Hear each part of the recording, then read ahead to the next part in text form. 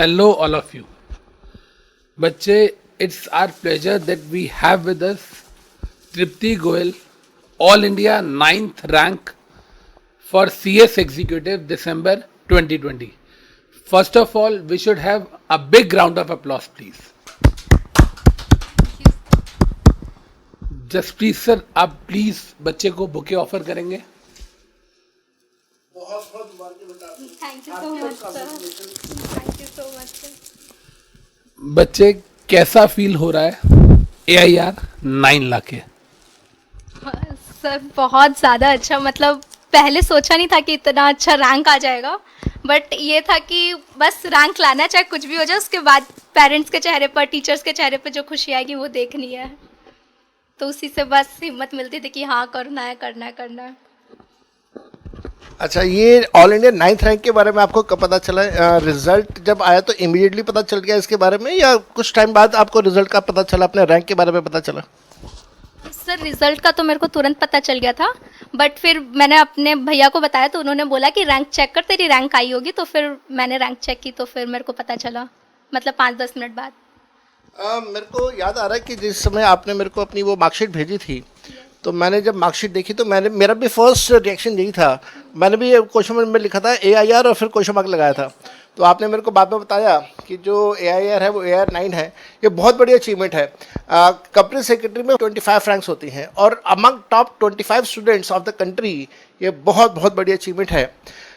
तृप्ति ने टैक्सेशन का सब्जेक्ट हमारे यहाँ से किया था और अमृतसर के यहाँ से भी इन्होंने लॉ की पढ़ाई करी है. अमृतसर के यहाँ से जो इन्होंने लॉ की पढ़ाई करी है, पहले अमृतसर, उसके बारे में बात करेंगे. टैक्स के बारे में चर्चा हम लोग इसके तृप्ति से डिटेल में बाद में करते हैं. अमृतसर लॉ के सब्जेक्ट्स के बारे में आप इनसे बात करें. तृप्ति बेटा, सबसे पहले मैं आपसे ये जानना चाहूँगा कि जब हम CS एग्जीक्यूटिव का फर्स्ट एग्जाम देने जाते हैं, that is our JIGL, jurisprudence, interpretation and general laws, उसके अंदर आपको क्या लगता है कि what was your feeling day before when you are preparing for your exam कि हाँ यार कल मुझे एग्जाम देना है? उस टाइम पे आपके दिल में क्या चल रहा था?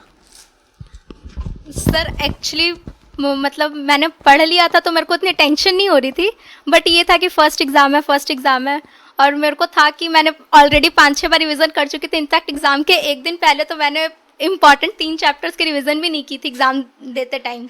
बस ये था कि हाँ पहले पढ़ रखा है अच्छे से, टीचर्स ने अच्छे से पढ़ा रखा है तो हो जाएगा. बेटा, यहाँ पर जो इस बच्ची ने बोला मैंने 5-6 बार रिवीजन कर रखी थी, this is the point to be noted. मैं बार बार आप लोगों को बोलता हूँ, मैं अपने रेगुलर क्लासेस में भी बार बार इस पॉइंट पे इंसिस्ट करता हूँ कि हमें कोर्स कंप्लीट करने के बाद एटलीस्ट मिनिमम 3 या मैक्सिमम 5 टाइम्स रिवीजन करनी चाहिए.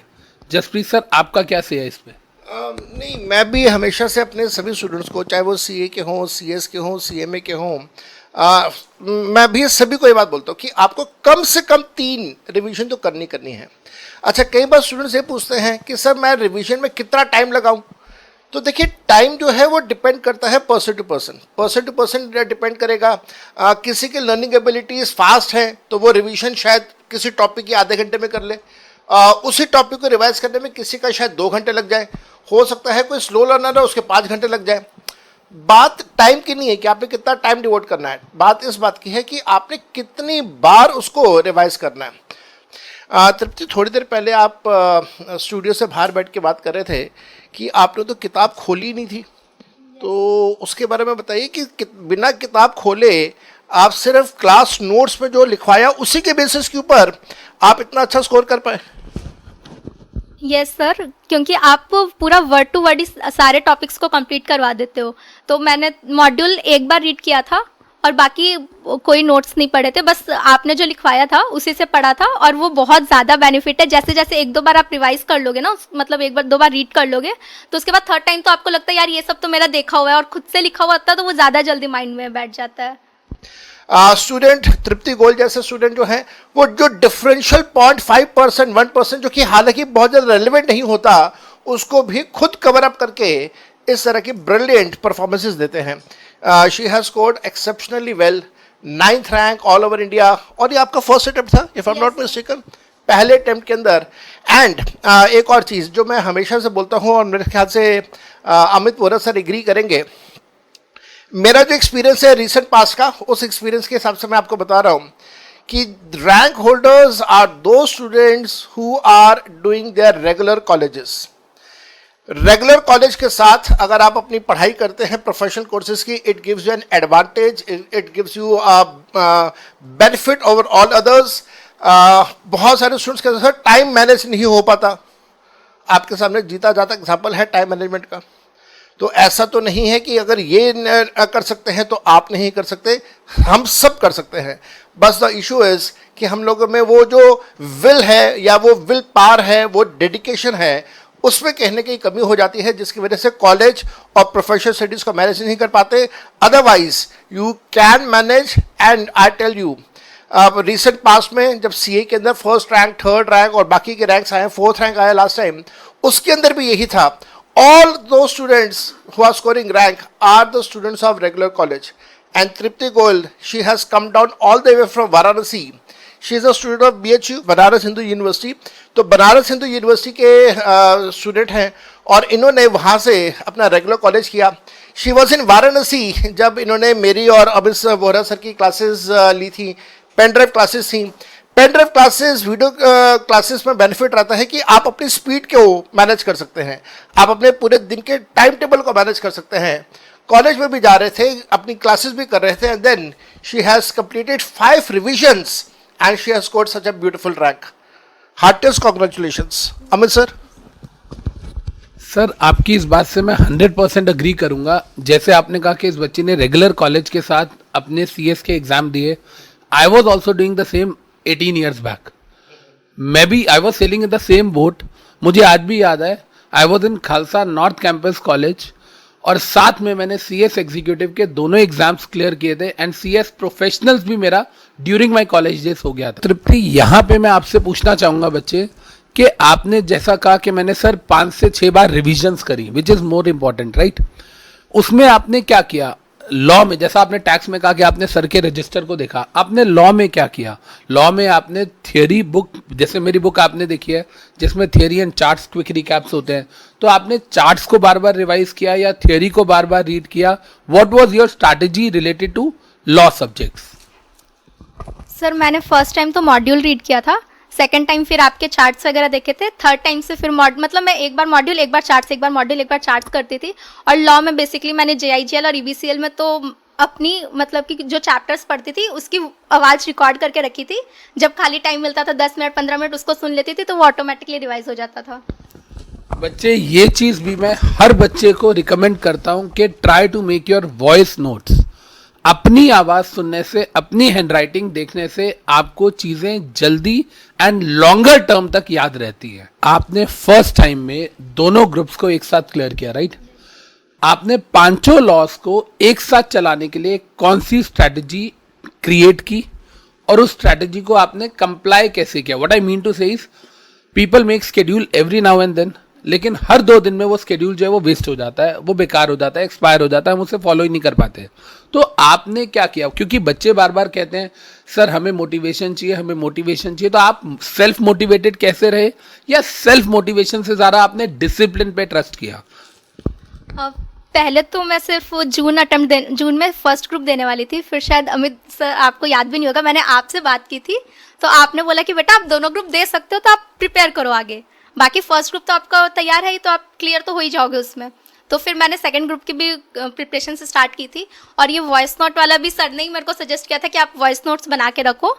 और सर जसप्रीत सर ने जैसे कहा कि डिसिप्लिन, तो वो तो मेरे में था कि मेरे को करना है, मतलब करना है, जो रिजल्ट के बाद जो खुशी आती है पेरेंट्स के चेहरे पर, टीचर्स के चेहरे पे, वो देखनी है।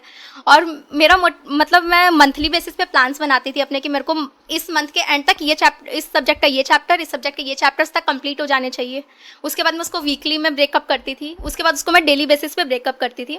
और था कि मेरा अगर वीकली कंप्लीट हो जाता था तो मैं उसके बाद अपने आप को ही रिवॉर्ड देती थी कि आज मैं एक स्लॉट नहीं पढ़ूंगी टाइम का, या फिर आज मैं घूमने जाऊंगी, या फिर आज ये करूंगी अगर मेरा वीकली टाइम टेबल कंप्लीट हो गया तो। और जब नहीं होता तो फिर उसको मैं एज अ पनिशमेंट देती थी कि आज ये नहीं कंप्लीट किया ना तो नेक्स्ट टाइम तेरे को और इससे ज़्यादा पढ़ना है, चाहे कुछ भी हो जाए। तो कहना इससे कि बच्चे ने अपने आप को चीट डे की फॉर्म में रिवॉर्ड्स दिए हैं, राइट जी? पेरेंट्स का क्या रिएक्शन रहा जब आपने पेरेंट्स को बताया? ऑब्वियसली खुश होंगे, बहुत खुश होंगे, लेकिन जो वो खुशी है हम लोगों ने तो नहीं देखी उनकी वो खुशी। आप उनकी खुशी को एक्सप्रेस कीजिए कि वो खुश कैसे हुए। सर उस खुशी को कोई एक्सप्रेस नहीं कर सकता।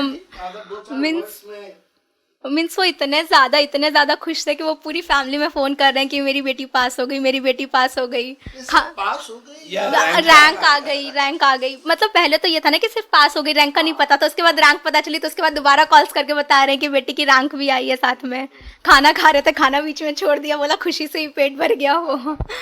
और यही था बस। हम तो मतलब कल वाराणसी से ट्रैवल करके आए थे 2:45 बजे, तो 2 बजे रिजल्ट आया। तो पापा थके भी हुए थे, कुछ नहीं सोच रहा था उनको कि था कि नहीं हम तो जा रहे सबको बताने कि हाँ मेरी बेटी की रैंक आई है, मेरी बेटी पास हो गई। अच्छा, आप वैसे हरियाणा से बिलोंग करते हैं, पढ़ाई करते हैं आप वाराणसी में, लेकिन इस समय आप दिल्ली में हैं। और मेरे ख्याल से हरियाणा के जो स्टूडेंट्स हैं इन्होंने तो बहुत नाम रोशन किया है हम लोगों का।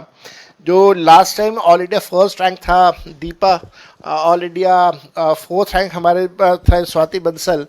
ये लोग दोनों भी स्टूडेंट्स हरियाणा से हैं, ये दोनों भी लड़कियां भी हरियाणा से हैं, और ये बेटी भी हमारे हरियाणा से। तो जो ये नारा है कि बेटी बचाओ बेटी पढ़ाओ, तो ये बिल्कुल ठीक है जी। और हरियाणा वाले तो इसको बहुत अच्छे से इम्प्लीमेंट कर रहे हैं, एंड हरियाणा से बड़े अच्छे रिजल्ट्स भी हमारे पास आ रहे हैं। सो बहुत बहुत मुबारक आपको तृप्ति, एक बार फिर से।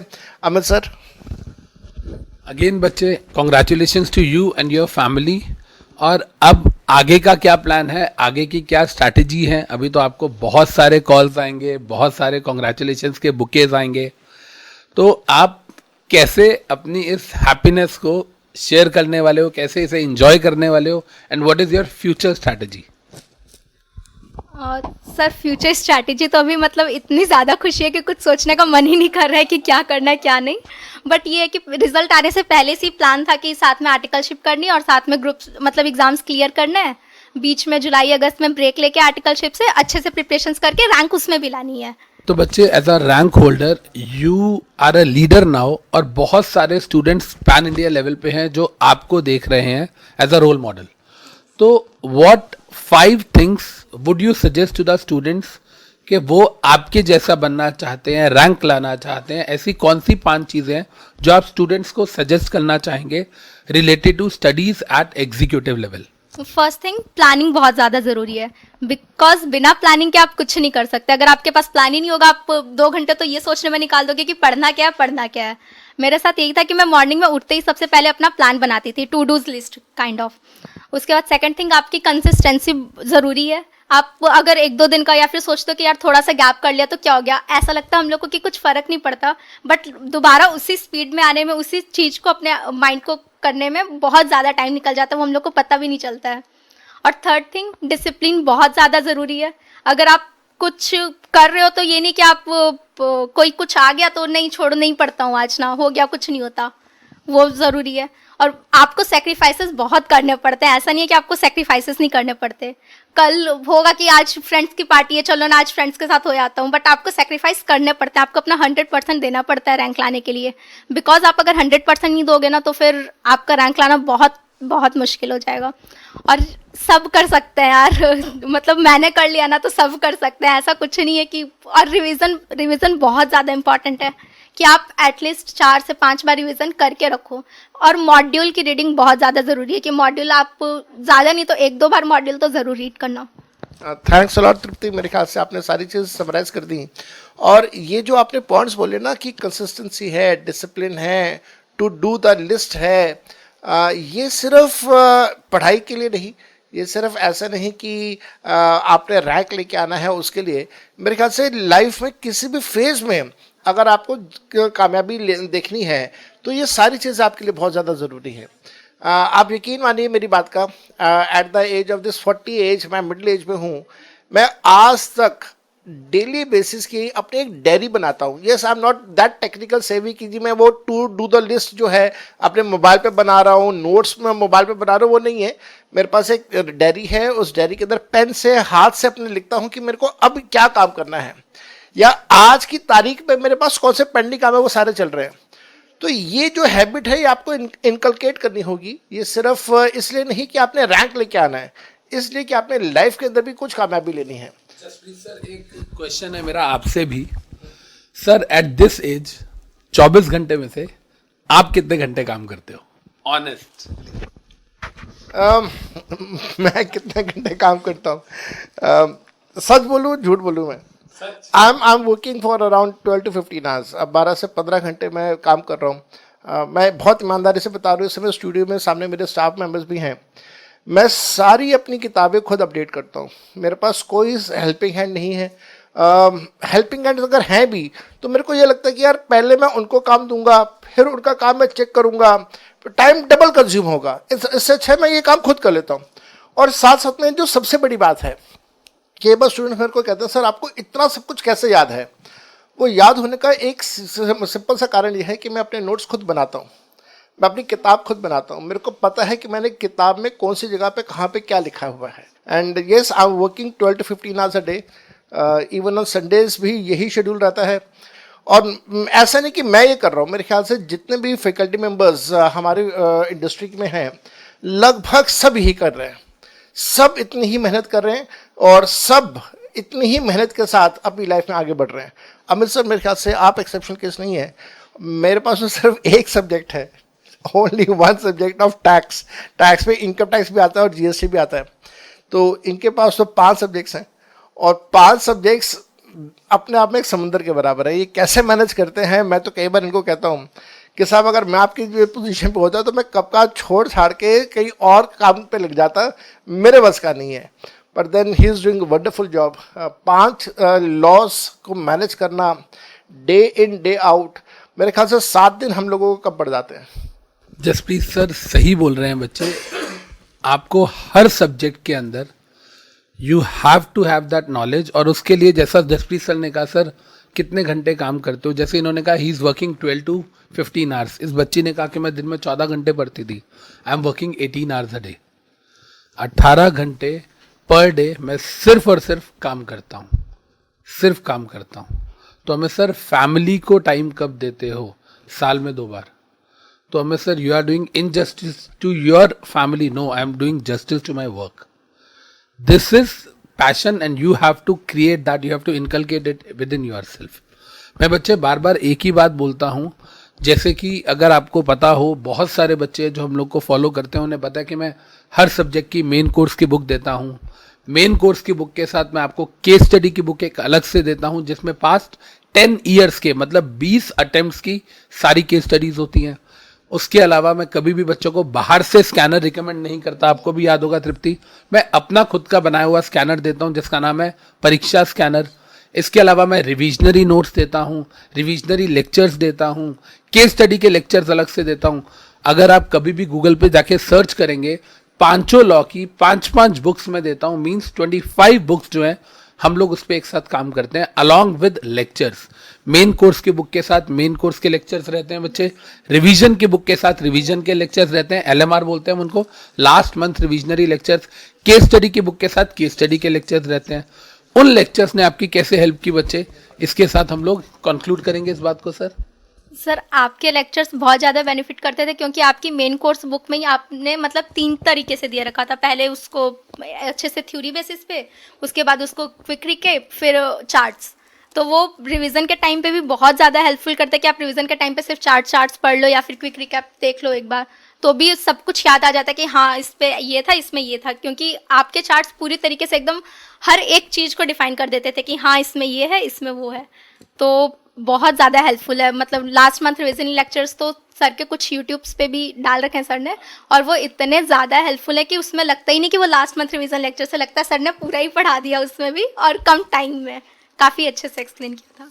Thanks lot Tripti, thanks lot for this thing. आपको बहुत बहुत मुबारक, आपके पेरेंट्स को बहुत बहुत मुबारक, आपके माता पिता को बहुत बहुत मुबारक, आपके ब्रदर बाहर बैठे हुए हैं, स्टूडियो से बाहर बैठे हुए हैं, उनको बहुत बहुत मुबारक and well done to you and best of luck for your future. मैं उम्मीद करूँगा कि आप लोग अपने कंपनी सेक्रेटरी प्रोफेशनल्स में भी अच्छा स्कोर करें।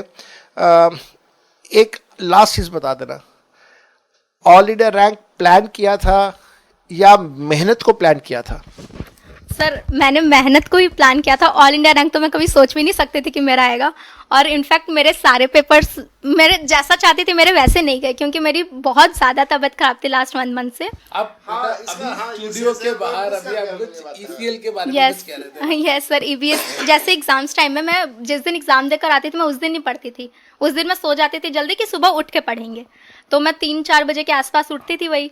तो मैंने ईबीसीएल में उठी थी, तो उस दिन मेरी तबीयत बहुत ज़्यादा ख़राब थी, मीन्स मेरे पेट में दर्द था, सर में दर्द था, और वो मैं पढ़ नहीं पाई उस वक्त। और मेरी इतनी ज़्यादा तबीयत खराब थी कि मेरे को 5 बजे तो हॉस्पिटल जाना पड़ा था।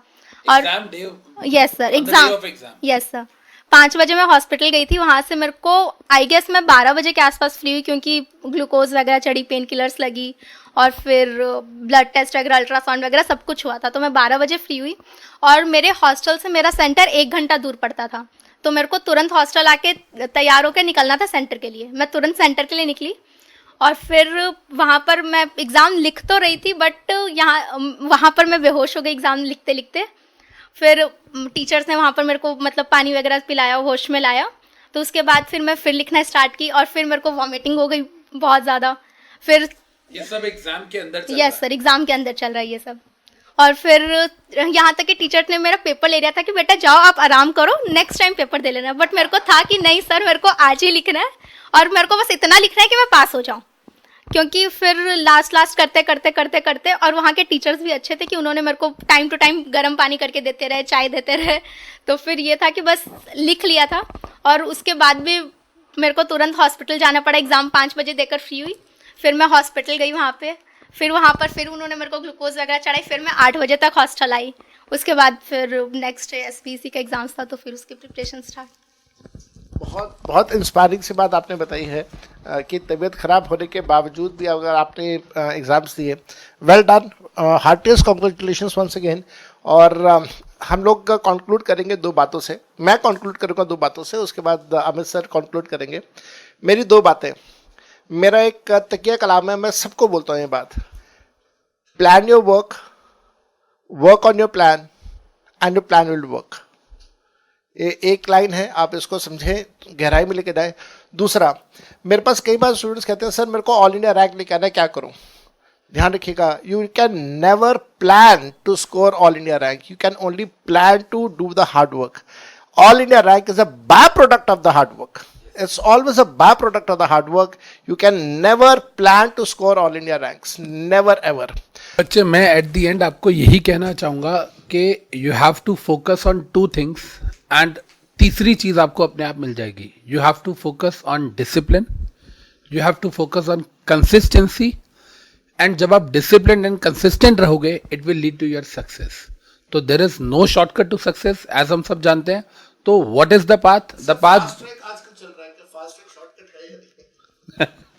देखो सर, ऐसा है, जहां तक मैं अगर बात करूं फास्ट ट्रैक बैचेस की, मैंने कभी नहीं लिया है. I have never done it.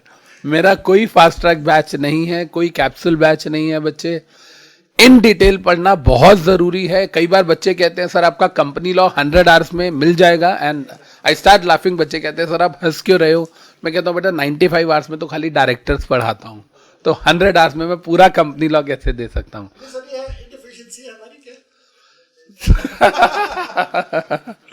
बच्चे देखो, एक चीज याद रखना, मेरी लाइफ का एक फंडा है, the last pay check whatever you'll be getting in your life, it depends upon the first check which you have received. 10 रुपए से स्टार्ट करोगे, 10,000 पे जाओगे, 1 लाख से स्टार्ट करोगे, 1 करोड़ पे जाओगे. एंड अल्टीमेटली वो जो फर्स्ट चेक है ना, वो आपकी मेहनत पे डिपेंड करता है. मुझे आज भी याद है, मैं बचपन में पढ़ता नहीं था. सॉरी, मैं आपका 1 मिनट और लूंगा. मैं बचपन में ना पढ़ता नहीं था, तो जब नहीं पढ़ता था ना तो मार्क्स बहुत कम आते थे. I am talking 3rd 4th standard and all that. 5th standard से पढ़ना स्टार्ट कर दिया. क्यों? क्योंकि एक स्टोरी सुनाई हमारे स्कूल के टीचर ने, वो मैं आपके साथ शेयर कर रहा हूँ कि बेटा 3 बलून्स है, रेड, येलो एंड ग्रीन. तीनों में हमने वो गैस डाली जो हम इंडिया गेट पे जाते हैं और बलून्स को उड़ाते हैं. तो रेड, येलो एंड ग्रीन तीनों बलून्स को एक साथ छोड़ा, कौन सा सबसे ऊपर जाएगा? I was not having answer, red वाला जाएगा कि ग्रीन वाला कि येलो वाला. तो द टीचर सेड बेटा वो जाएगा जिसमें सबसे ज़्यादा गैस है, जिसमें सबसे ज़्यादा वो हाइड्रोजन या नाइट्रोजन जो भी गैस होती है वो है. तो वी स्टूडेंट्स और we professionals are those balloons. और जो नॉलेज है वो गैस है। जितनी ज्यादा नॉलेज रखेंगे बेटा उतना करियर में ग्रो करेंगे। सर मेरे को तो मेहनत करने की बस एक ही चीज़ से मोटिवेशन आती थी कि यार रिजल्ट के बाद जो पेरेंट्स के चेहरे की स्माइल देखनी है ना, बस उसके कंपेयर में कुछ नहीं है। आज मेहनत कर लो, उसके बाद क्या, उसके बाद तो फ्यूचर ही मतलब ब्राइट ही ब्राइट है कि जो चाहो वो मिलेगा। आज आप 2 दिन पार्टी में नहीं जाओगे, 2 दिन खेलोगे नहीं, 2 दिन सोओगे नहीं, तो क्या हो जाएगा? उसके बाद आपको लास्ट के मतलब आपके फ्यूचर के 20 ईयर्स आपको दिख रहे हैं ना आगे कि एकदम बेस्ट जाने वाले हैं। बस उसी चीज़ को सोचकर था कि हाँ बस पढ़ो और एक अपने प्रोफेशन से प्यार होना चाहिए। अगर आपको अपने प्रोफेशन से प्यार नहीं होगा ना तो कुछ नहीं होता है। बस आपको होना चाहिए कि हाँ मेरे को सीएस करना है। जैसे मेरे को था कि मेरे को अपने नाम के आगे सीएस या सीए लगवाना है। सीए तो मैंने मतलब मेरा इंटरेस्ट नहीं था, तो मेरे को हुआ कि नहीं मेरे को अपने नाम के आगे सीएस लगवाना है। आज भी है कि हाँ मेरे को अपने नाम के आगे सीएस लगवाना है। उसके बाद जो पेरेंट्स के चेहरे पर स्माइल आएगी ना, बस वो देखनी है। ठीक है जी Tripti, great words from your side. आज हम लोग यहाँ तक करेंगे और एक बार फिर से आप दोनों को मुबारक। अमित सर आपका बहुत अच्छा स्कोर रहा, बहुत अच्छा रिजल्ट रहा। Tripti she has performed exceptionally well and hopefully आप लोगों को इंस्पायरिंग लगा होगा काफ़ी। आप लोगों को कभी भी किसी भी तरह का कोई भी चैलेंज रियल लाइफ में फेस करने को मिल रहा हो, अगर आप चाहते हो किसी भी तरह का कोई इंटरेक्शन मेरे साथ, अमित बोरा सर के साथ करना, तो हमारे मोबाइल नंबर्स आप लोगों के पास हैं। आप कभी भी हमें कांटेक्ट कर सकते हैं and trust me we are among those few जो कि मोबाइल फ़ोन पर उठाते हैं, रिसीव करते हैं, कॉल्स को जवाब देते हैं, व्हाट्सएप पे भी जवाब देते हैं। Best luck to all of you from our side. Good luck for the future. Bye bye.